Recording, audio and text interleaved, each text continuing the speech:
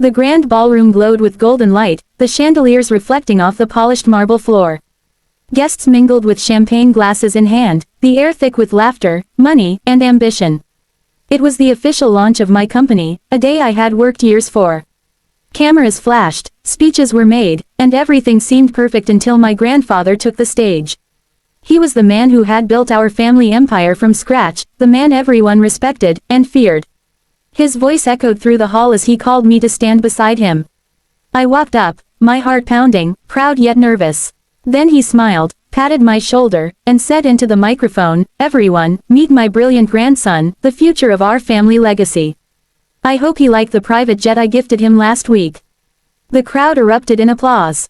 People turned toward me, cheering, clinking glasses, congratulating me as if I had just been crowned king. I stood there frozen, a smile plastered on my face while my mind raced. Private jet? What jet? My throat tightened as I forced a small laugh, nodding politely, playing along with the lie because I couldn't embarrass him in front of hundreds of people. My grandfather beamed with pride, unaware that my world had just tilted off its axis. As the applause faded and the event continued, I tried to focus on my investors, my team, the speeches, but my thoughts were elsewhere. A private jet was not a casual mistake. It meant money, power, inheritance, something huge. And if it existed, someone else had it. When the night ended and the lights dimmed, I found my grandfather sitting alone in the VIP lounge, sipping whiskey like he always did after major events. I sat beside him quietly, waiting for the right moment to speak.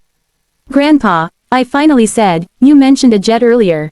Was that a joke?" He chuckled softly, his eyes distant. "No, son, you deserved it. I told the lawyers to arrange everything in your name last month." My heart skipped. Then why haven't I seen it? His expression shifted, confusion crossing his face. "You mean it wasn't delivered?"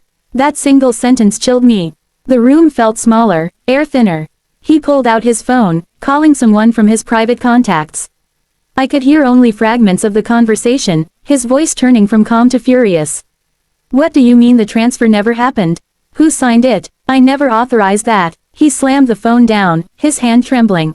"Someone's been messing with my orders," he muttered, looking at me with regret and anger mingled in his eyes. "This isn't just about a jet. Someone in the family is trying to play God." That night, sleep was impossible. My mind replayed his words over and over.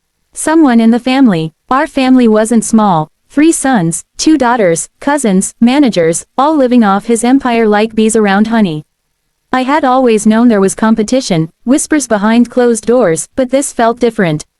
It wasn't rivalry anymore, it was theft. Over the next few days, I quietly began asking questions, calling the lawyers, tracing documents. The deeper I looked, the darker it became. The jet existed, it had been purchased under the company name 3 weeks before the launch. But the ownership had been transferred to another person the same day. My uncle, my grandfather's eldest son, the one who had always believed he was the rightful heir to everything. His signature was there, right next to my grandfather's, but the date and handwriting didn't match. Someone had forged it. I remember the moment I confronted him. He was sitting in his massive office, the city skyline shining behind him, acting like a king in his castle. I placed the papers on his desk and said quietly, "You forged grandfather's approval." He looked at me, calm and cold, and smiled. "You think he'll believe you? You're young, emotional, careless. He's built this empire on loyalty, and you've been away for years. You really think one jet matters?" It wasn't just the arrogance in his voice, it was the certainty.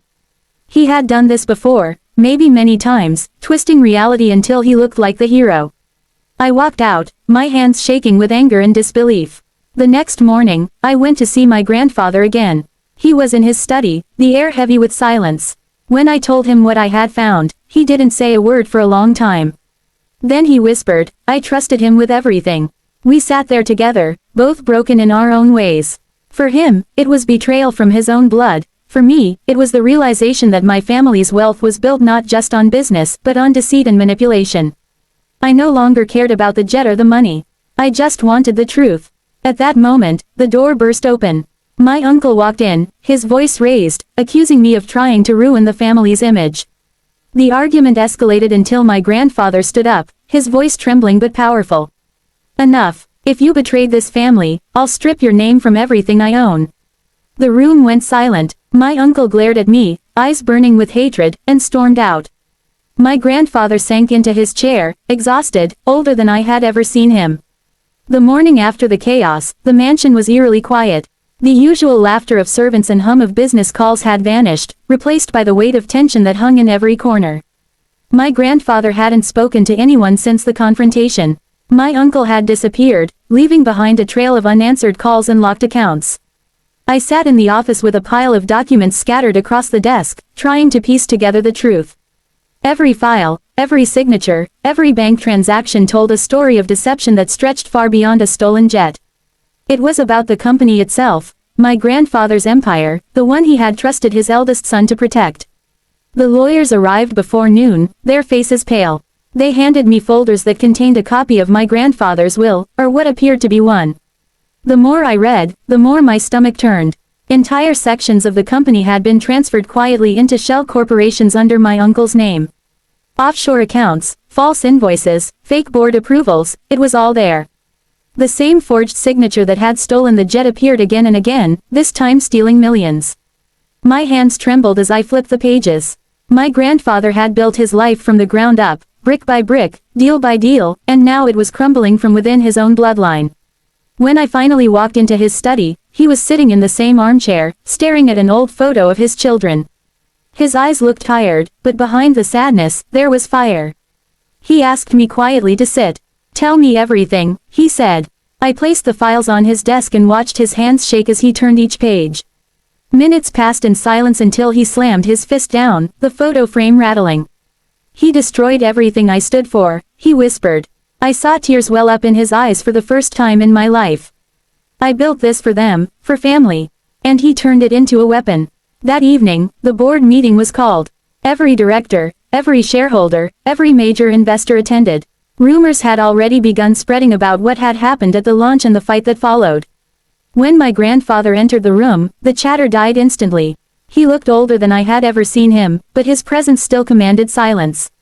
I sat beside him as he opened the meeting. His voice was steady but heavy with emotion. "Before we begin," he said, "I want to address a betrayal." He presented the evidence one by one, the forged documents, the false accounts, the manipulated ownership transfers. Gasps echoed around the room. Some directors looked away in shame, others whispered in disbelief. My uncle wasn't there, but his shadow lingered over every word. Finally, my grandfather turned to me. "My grandson discovered this. He did what none of us had the courage to do. From this day forward, he is the rightful CEO of this company." The announcement hit like thunder. The room broke into murmurs. Some clapped softly, others sat frozen. I felt no joy, only an ache that came from realizing the cost of truth. My grandfather stood tall, but his hands trembled as he handed me the company seal. "You will fix what he broke," he said. The meeting ended in silence, but before anyone could leave, the doors burst open. My uncle walked in. His face was pale, eyes red, and rage radiated from him like heat. "You think you can steal what's mine?" he shouted. "You're old and senile, and he's just a kid with no idea how this world works." Before my grandfather could respond, I stood up. My voice shook, but I didn't back down. "You stole from him, from all of us. You forged his name, you lied to the family, and you destroyed his trust. This company isn't yours anymore." For a moment, no one breathed. Then he laughed, bitter and broken. "You think you're better than me? You'll see what loyalty costs in this family." He turned and stormed out, slamming the doors behind him. That night, the house was filled with arguments and whispers. Lawyers came and went, papers were signed, accounts frozen. My grandfather barely spoke, but when he did, his voice carried the pain of a man betrayed by his own blood. I stayed with him until late, watching him gaze out the window into the darkness. "Money makes men blind," he said softly. "But love for family can make them foolish." I was both. In the following weeks, the chaos deepened. News spread to the media. Headlines screamed of scandal, betrayal, and corporate theft. Investors pulled out, employees panicked, and the company's value plummeted overnight. I spent sleepless nights trying to hold it all together, meetings, press conferences, legal battles. My uncle disappeared completely, but the damage he left behind bled into everything. One evening, I came home to find my grandfather sitting in the garden, wrapped in a blanket. The moonlight made his silver hair glow softly. When he saw me, he smiled faintly. "You did well," he said. "You saved what could be saved." I knelt beside him, unsure what to say. I didn't save it, I whispered. I just tried to protect your name. He took my hand gently. Then you've done more than I ever could. A week later, he passed away in his sleep. The doctor said it was his heart, but I knew it was something deeper, the pain of seeing his own family destroy what he loved most. His funeral was simple, private, and quiet. My uncle never showed up. As I stood by the grave, watching the last handful of earth fall onto the coffin, I made a silent promise. I would rebuild everything, not for wealth, not for power, but for the man who believed in legacy and honesty.